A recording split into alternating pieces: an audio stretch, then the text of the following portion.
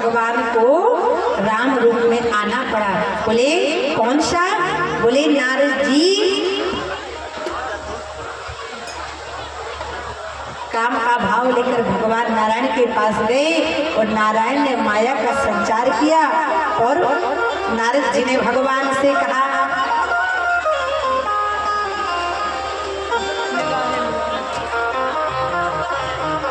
कि आपन रूप देहु प्रभु मोहि, आपन रूप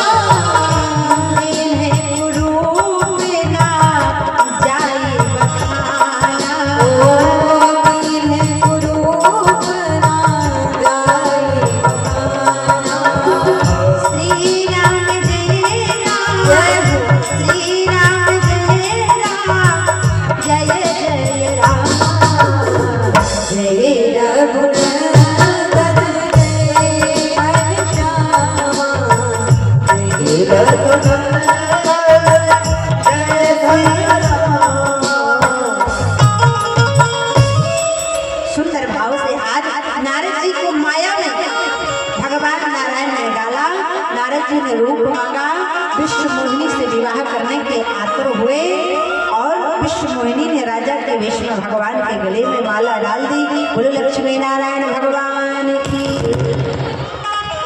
अब नारद जी के नेत्र लाल हो गए। अरे मैंने इतना प्रयत्न किया, मेरा विवाह नहीं हो पाया, अब दई हो श्राप की मरी हो जाए।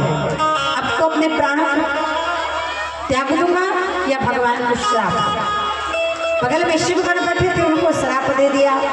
अब भगवान के पास जाते हैं, रास्ते में भगवान मिल जाते हैं। नाना प्रकार के शब्द अपशब्द परम स्वतंत्र न सिर पर कोई भाव मन कर।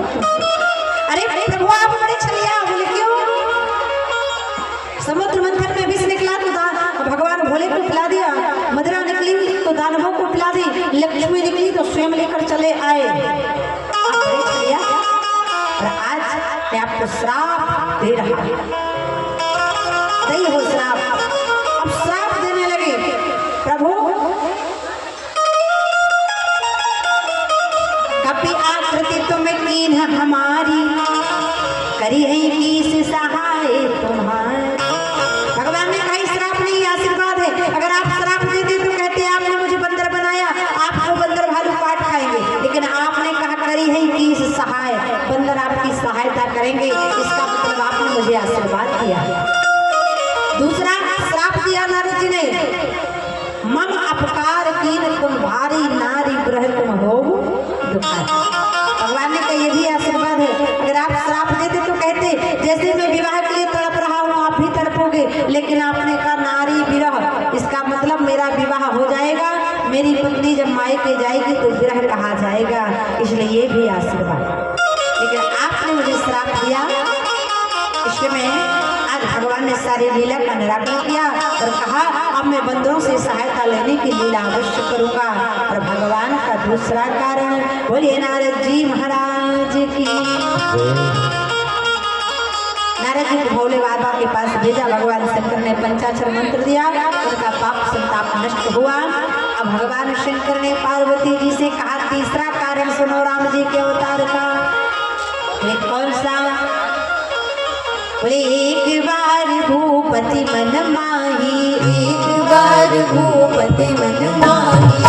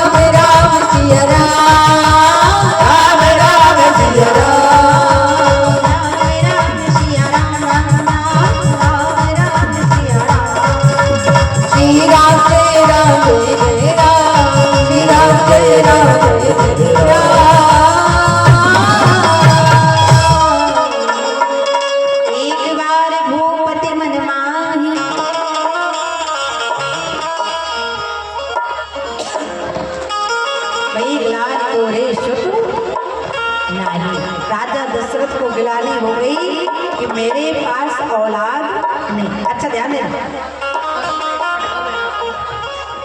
राजा दशरथ इतने बड़े राजा थे, अरे उनकी औलाद तो प्रजा ही, लेकिन उनको औलाद ना होने से उनको इतना कष्ट क्यों हुआ, गिलानी क्यों हुई? गिलाने का पहला कारण है, बोले एक बार राजा दशरथ जब दानवों से युद्ध कर रहे थे तो युद्ध करते करते राजा दशरथ को मूर्छा आ गई और राजा दशरथ पृथ्वी पर मूर्छित होकर गिर पड़े।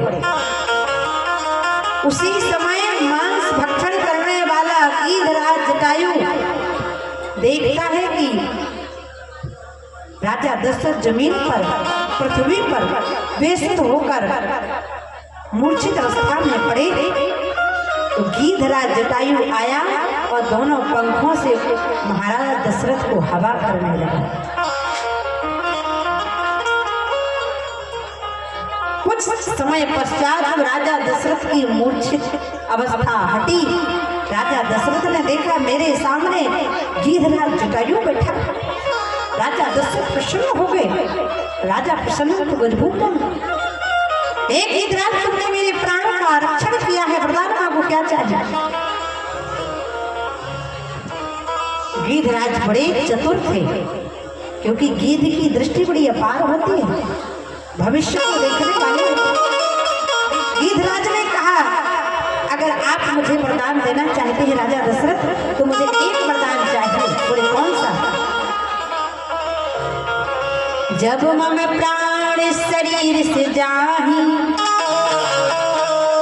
गीधराज बोले हे महाराज दशरथ, अगर आप मुझे वरदान देना चाहते हैं, आप मुझसे प्रसन्न हो, तो मुझे ये वरदान चाहिए कि जब मम प्राण शरीर से जाही तो ज्येष्ठ तनय मम सम्मुख आही। हे राजा दशरथ, जब मेरे शरीर से प्राण मेरे निकल रहे हो तो आपके बड़े बेटे मेरे नेत्रों के समक्ष हो, मुझे यही आपसे वरदान चाहिए।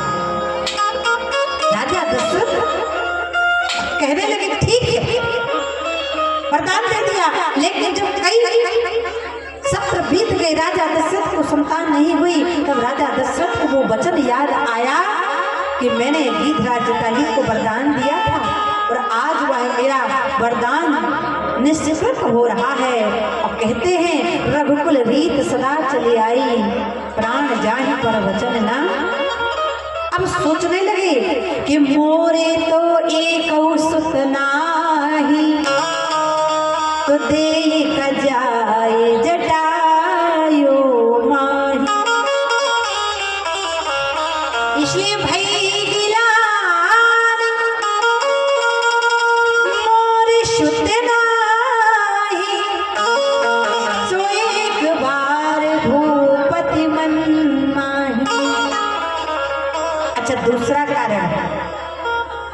दूसरा कारण है मां अरुंधति वशिष्ठ जी की पत्नी अपने पुत्र वामदेव को गोदी में लेकर आ रही थी और जैसे ही अयोध्या के महलों में प्रवेश करती हैं तो उनका पुत्र वामदेव रोने लगता है। दशरथ जी बोले माँ अपने पुत्र को चुप कराओ, ये क्यों रो रहा है?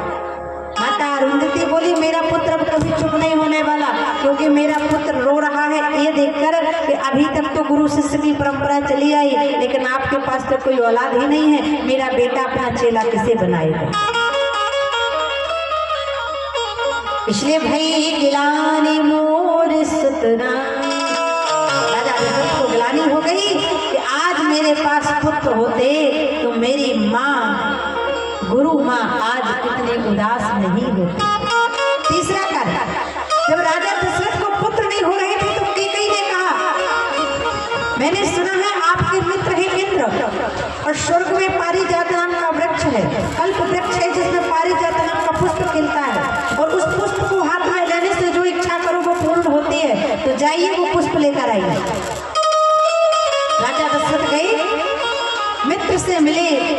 से जब भेंट हुई तो सब भूल गए कि मैं किस लिए आया था।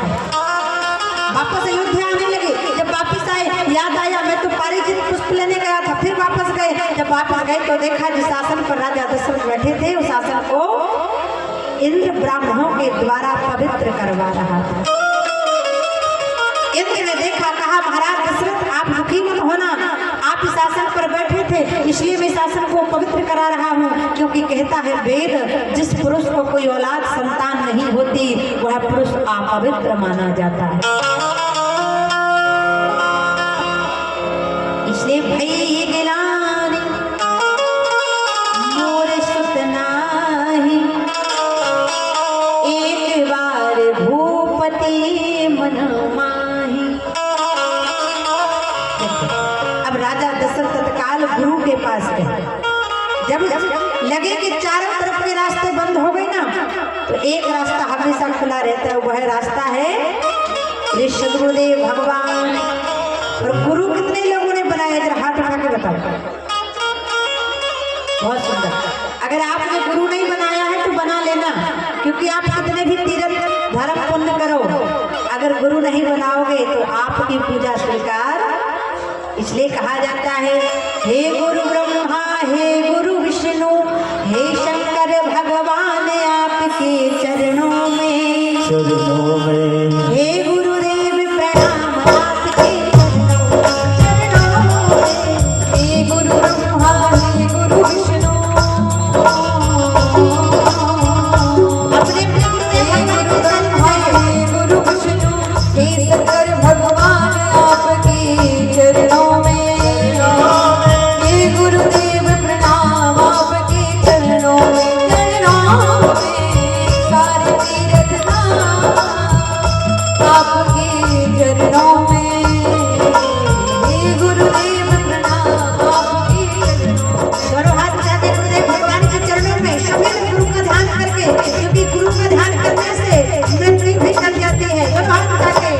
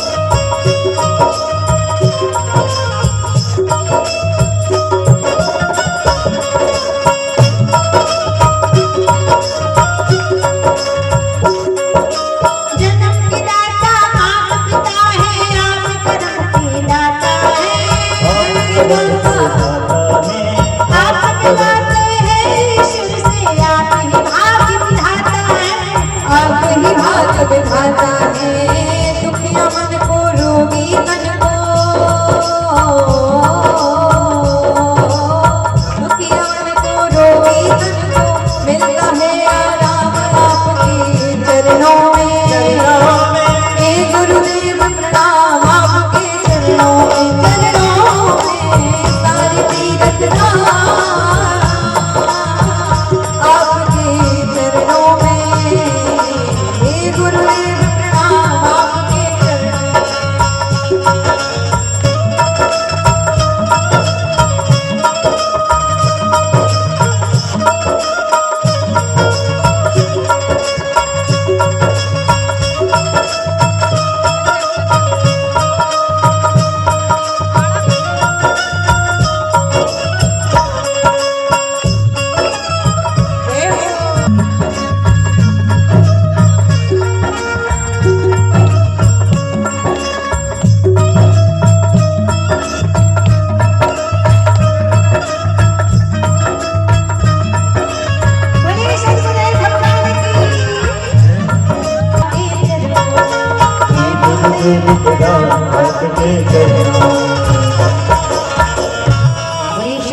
भगवान की। जब सारे रास्ते बंद हो गए ना, तो राजा दशरथ कहाँ गए? गुरुदेव के पास। देखो हम गुरु के पास जाते हैं तो क्या करते हैं, पहले अपने दुख सुनाते हैं। हाँ? हम कभी अपना सुख नहीं बताते कि हमने स्कॉर्पियो ले ली है, हमने नया घर बनवा लिया है, पत्नी के कहने डूब गए थे तो नए बनवा दिए हैं, ये बताया कभी गुरु को? नहीं नहीं, ये परेशानी है गुरुजी, ये परेशानी है, वो परेशानी है। लेकिन राजा दशरथ ने अपना सुख बताया, दुख दुख नहीं बताया, सुख भी बताया। निज सुख दुख सब गुरु ही सुनायो।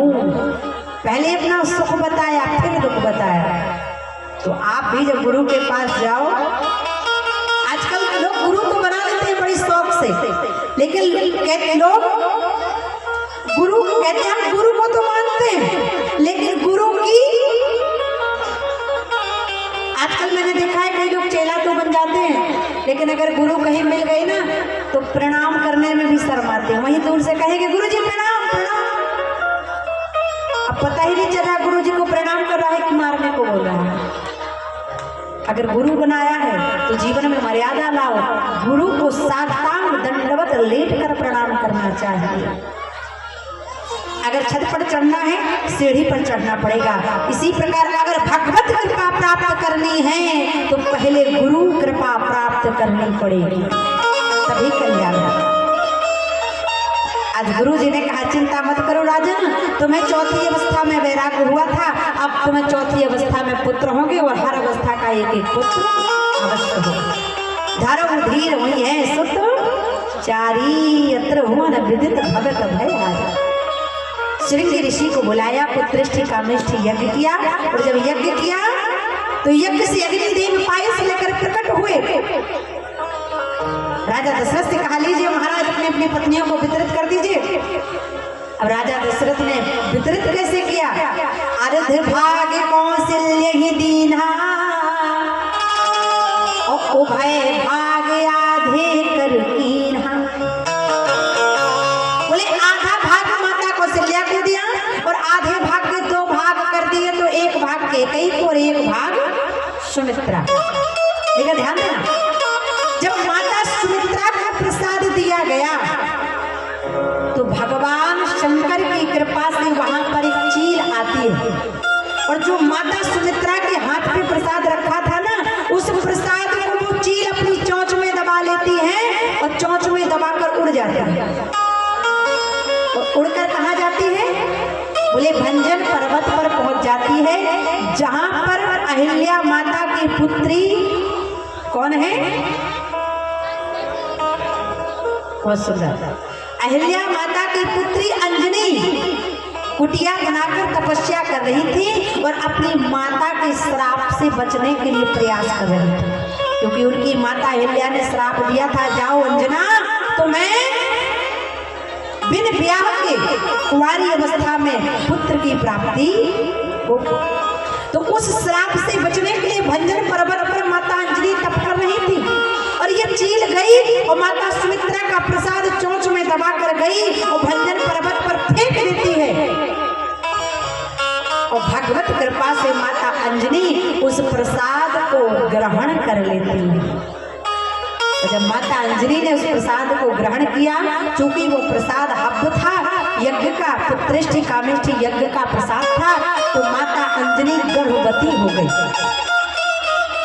9 माह पूर्ण हुए, पूर्णिमा तिथि सूर्य उदय के समय माता अंजनी के गर्भ से हनुमान जी का प्राकट्य हो गया। बोलिए हनुमान जी महाराज की।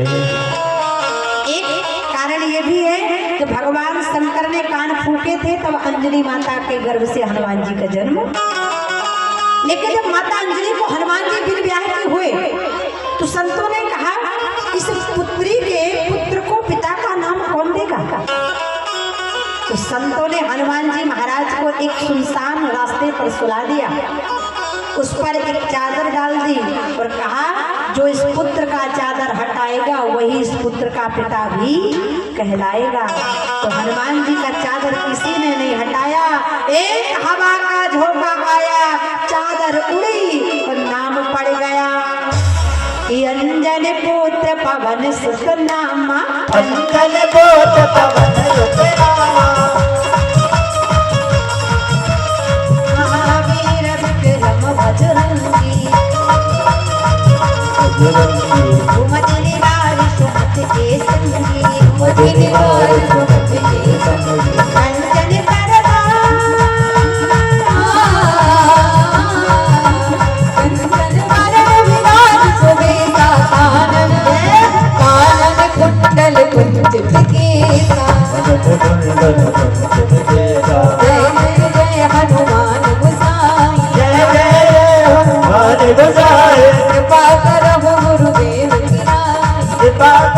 गुरुदेव की नाई। सीताराम सीताराम सीताराम कहियो सीताराम सीताराम सीताराम कहियो। जाहि देवे राम जाहि देवे रहियो। जाहि देवे राम ताहि देवे आइयो। बोलिए हनुमान जी महाराज की। जय हो। देखो हनुमान जी का जन्म हो गया है और शांति से बैठना, क्योंकि भगवान के आने के पहले भगवान के भक्त आया करते हैं। हनुमान जी का प्राकट उत्सव हो गया है। बोलिए आंजनेय के लाला की। हनुमान जी के जन्मोत्सव की आप सभी भक्तों को बहुत बहुत बधाई। यहाँ पर माता सुमित्रा के हाथ का प्रसाद चीर ले गई। माता सुमित्रा रोने लगी, कहने लगी कितने दिनों के बाद है आई माँ बनने की ये शुभ घड़ी, लेकिन आज मेरा प्रसाद चीर ले गई, अब मैं माँ नहीं बन पाऊंगी। तब आज आधा भाग माता कौशल्या ने अपना लिया और माता सुमित्रा के हाथ पर रख दिया। आधा भाग माता केकई ने अपना लिया और माता सुमित्रा के हाथ पर रख दिया। तो माता सुमित्रा के कितने भाग हो गए? 2। तो पुत्र भी कितने हुए? 2। अच्छा देखो, धन है माता सुमित्रा के चरित्र को। माता सुमित्रा ने कहा मेरा प्रसाद तो चीर ले गई, मैं मां नहीं बन पाती अगर मेरी ये बहनें नहीं होती। इसलिए मैं संकल्प लेती हूँ कि जो भी औलाद मेरे गर्भ से आएगी, मैं उस औलाद को कौशल्या की औलाद और कैकेयी की औलाद के पीछे लगा दूंगी। तो राम के पीछे लगा दिया लक्ष्मण को और भरत के पीछे लगा दिया शत्रुघ्न को। बोलो कौशल्या मैया की, सुमित्रा मैया की, तीनों मैयाओं की। तीनों माताओं ने प्रसाद खाया और तीनों माताएं भगवान का गुणगान करती। मेरी प्यारी माताओं, रामचरितमानस से सीख लो, सीख लेनी चाहिए कि जब माताएं गर्भवती हो तो उन्हें करना क्या। कौशल्या जी क्या करती हैं? राम राम का जाप करती है, रामचरितमानस पढ़ती है, भगवान की कथा सुनती हैं, विद्वानों को प्रणाम करती हैं, ब्राह्मणों को भोजन कराती हैं, सुंदर भजन गायन करती हैं। लेकिन आजकल बहुत कम माताएं हैं जो गर्भ अवस्था में भागवत सुनती हैं, राम कथा सुनती हैं, प्रवचन सुनती हैं। आजकल मैंने देखा है, आजकल माताएं बहनें जब गर्भ अवस्था में होती है ना तो टीवी देखती है। और टीवी में देखती क्या है? बोले पिक्चर। पिक्चर कौन सी? बोले फटा पोस्टर निकला हीरो। बताओ, अगर आप गर्भवती हो और आपकी संतान देख रही है फटा पोस्टर निकला हीरो, तो आपकी औलाद राम जैसी होगी कि कादर खान जैसी होगी? अरे माँ, अगर आपको औलाद राम जैसी चाहिए तो पहले आपको तो कौशल्या बनना पड़ेगा। और जब माँ ही कौशल्या और यशोदा बन जाएगी तो रामकृष्ण को आने में देरी नहीं। जब पात्र अच्छा होगा तो वस्तु अच्छी निकलेगी, अगर पात्र ही खराब है तो वस्तु डैमेज होने का खतरा और बढ़ जाता है। कई माताएं कहती हैं कि मेरा बेटा शराब पीता है। अगर बेटा शराब पीता है तो इसमें कहीं ना कहीं गलती माँ की है। अब आप कहोगे कि माता कहती है कि शराब पी ले जाके? हाँ? देखो गलती क्या है। बोले जब बच्चा छोटा होता है ना तो ये माताएं बहनें क्या करती हैं? अपने बच्चे को बोतल से दूध पिलाती हैं। एक दिन में कोई नहीं बिगड़ता, धीरे धीरे बिगड़ता है। एक दिन में कोई नहीं बनता, धीरे धीरे बनता है। देखो जब बच्चा छोटा होता है तो माताएं मैंने बोतल से दूध पिलाती है। अब छोटा है तो ठीक, अब थोड़ा बड़ा हुआ तो उसको आदत तो बोतल की है ना, तो पेप्सी पीता है, कोको कोला पीता है, थम्स अप की बोतल पीता है, मिरिंडा की बोतल पीता है, फ्रूटी की बोतल पीता है। आदत बोतल की है। थोड़ा और बड़ा हुआ, 20+ हुआ ना, तो फिर 100 रस की बोतल पीता है। अब वो तो यही सोचता है कि मेरी माँ ने बचपन से बॉटल पिलाई, इसका मतलब bottle is the best, bottle अच्छी चीज है। बच्चा रहा तो बॉटल में दूध पिया, थोड़ा बड़ा हुआ पेप्सी कोको कोला की बोतल पिया, और बड़ा हुआ तो फिर सोमरस की बोतल पिया। और जब उस बोतल को पीता है तो लीवर फेल हो जाता है, किडनी फेल हो जाती, लीवर डैमेज हो जाता, छोटी आंत बड़ी आंत सिकुड़ जाती, फेफड़े गल जाते, तो लास्ट स्टेज पर छतरपुर के सिटी हॉस्पिटल में ग्लूकोज की बोतल पीते पीते राम नाम सत्य भी हो जाता है। तो माताओं, बच्चों को कटोरी चम्मच से दूध पिला लेना। कटोरी चम्मच में थोड़ा टाइम जरूर लगेगा, लेकिन वो आराम देगा आगे चल के। और बोतल आप सोचती हो कि ज्यादा मेहनत ना करना पड़े, बोतल लगा दो पीता रहेगा, ऐसा नहीं करना है। बोतल से बच्चों को दूर। अपना बोतल प्लास्टिक की होती है, उसमें कई केमिकल होते हैं जो बच्चों को नुकसान भी करते हैं। आज तीनों माताएं गर्भवती है, तीनों माताएं गर्भावस्था में क्या बोल रही हैं? यहाँ पर भी कई माताएं ऐसी होंगी जो गर्भवती होंगी, इसलिए आओ दोनों हाथ उठाओ। घर में अगर सीताराम नहीं कह पाती हो तो यही कह लो, आपके बच्चे के संस्कार अच्छे पड़ जाएंगे। दोनों हाथ उठाओ और कहो प्रेम से भाव से कि दीवानी में श्याम की, राधा कृष्ण नाम की, लगा रंग सावरा हुई मैं कमाल की, दीवानी में श्याम की, राधे राधे नाम की, राधा रंग श्याम नाम हुई रे कमाल। भाई रे भाई रे भाई रे भाई रे भाई रे,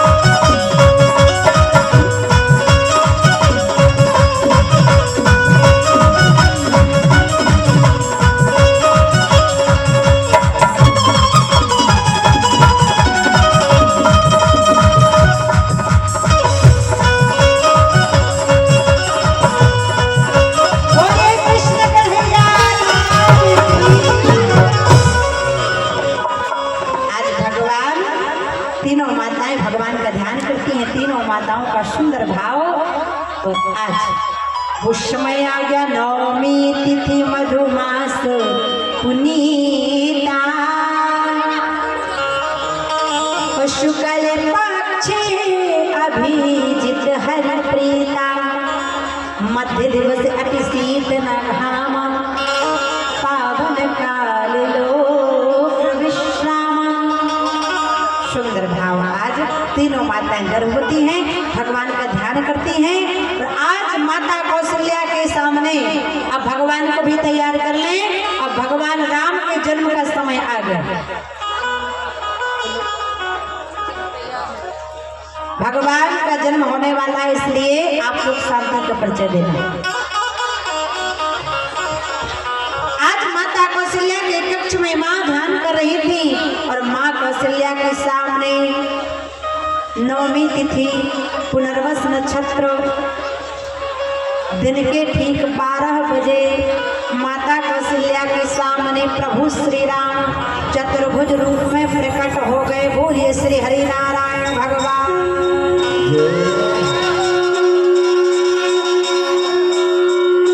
आज माता कौशल्या के सामने चतुर्भुज रूप में भगवान पीला पीतांबर पहने हैं, शंख लिए, चक्र लिए, पद्म लिए, आयुध लिए, पीला पीतांबर मुकुट सिर मोर का।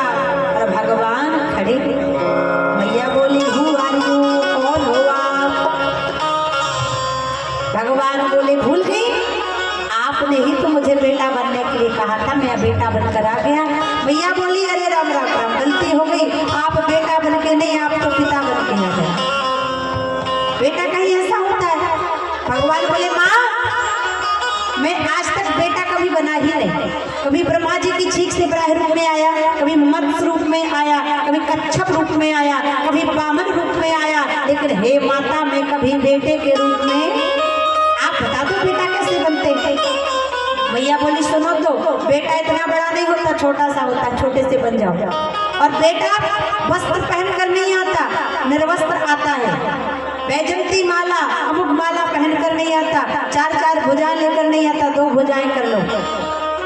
और सबसे बड़ी बात कि भगवान आप तो रोना चालू कर दो। अब मैया से भगवान बोले माँ, मुझे कोई कष्ट कोई परेशानी तो है नहीं, मैं क्यों रो? और सारा संसार रोता हुआ मेरे पास आता है, मैं उसे हंसता हुआ भेजता हूँ। अगर मैं ही रोने लगूंगा तो फिर मेरे भक्तों का क्या होगा? मैया बोली रोना तो पड़ेगा, ये संसार का नियम है। अगर बेटा होता है, पुत्र होता है, तो अगर रोता नहीं तो घर के लोग रोने लगते हैं। राम राम बेटा तो भयो, छोरा तो भयो, लेकर रोवे अब तक ना है। कहा भयो या को रोना पड़ेगा। और ये रोना छींकना माँ के गर्भ से ही प्रारंभ होता है। बोले छींकत आयो गर्भ से आवत दीन हो रोए, और आवत ही अस गुण भयो तो सुखी कहाँ से हो। भगवान ने कहा रोना पड़ेगा। मैया बोली ये तो नियम है लाला, रोना तो पड़ेगा। अब भगवान छोटे से बन गए, नन्हे से प्रभु माँ की गोद में आ गए। और आज भगवान जोर जोर से रोना प्रारंभ कर देते हैं। तो जब रोते हैं तो कैसे रोते हैं? कहाँ कहाँ बच्चा रोता है तो कहाँ कहाँ क्यों रोता है? क्योंकि जब माँ के गर्भ में होता है तो उल्टा टंगा रहता है, इसको बड़ा कष्ट होता है। भगवान से कहता है इसे नरक से निकाल दो, मैं आपका भजन करूंगा। और जैसे ही धरती पर आता है तो सब भूल जाता है, तो कहता है कहाँ कहाँ। अब भगवान ने कहा माँ रोना पड़ेगा। मैया बोली रोना पड़ेगा, अगर रोगी नहीं तो काम नहीं बनेगा। अब भगवान ने रोना प्रारंभ कर दिया कि सारे मोहल्ले में हल्ला हो गया। और माता कौशल्या को जोर से बोलो जरा, माता कौशल्या को हल्ला हो गया। मैया गोद में लिए सुंदर स्तुति मैया करती है। भय प्रकट कृपाला दीन दयाला कौशल्या, हर सुत महतारी मुनि मनहारी अद्भुत रूप, सुन वचन सजाना रोदन ठाना। आज भगवान इतना रोया, हुई बालक सुर भूपा। लगने लगा कि राजा दशरथ का बेटा हो गया। और आज मैया कौशल्या अपने लल्ला को गोद में लिए है, दुलार कर रही है। अब भगवान को भी और झांकी लेकर मंच पर लेकर आए। काहे बंद हो गया?